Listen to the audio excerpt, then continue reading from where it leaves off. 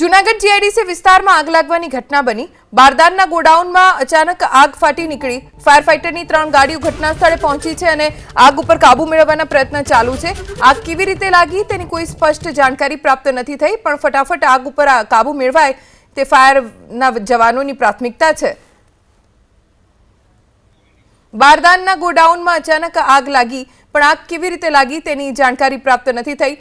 Fire વિભાગને જાણકારી મળતા જ તાત્કાલિક ઘટના સ્થળે પહોંચીને પાણીનો સતત મારો ચલાવીને આગ ઉપર કાબુ મેળવવાના પ્રયત્ન ચાલુ છે। જૂનાગઢ જીઆઈડીસી વિસ્તારમાં આગ લાગવાની ઘટના બની। બારદાનના ગોડાઉનમાં અચાનક આગ ફાટી નીકળી। ફાયર ફાઈટરની 3 ગાડીઓ ઘટના સ્થળે પહોંચી છે અને આગ ઉપર કાબુ મેળવવાના પ્રયત્ન ચાલુ છે। આગ કેવી રીતે લાગી તેની કોઈ સ્પષ્ટ જાણકારી પ્રાપ્ત નથી થઈ, પણ ફટાફટ આગ ઉપર કાબુ મેળવાય તે ફાયરના જવાનોની પ્રાથમિકતા છે।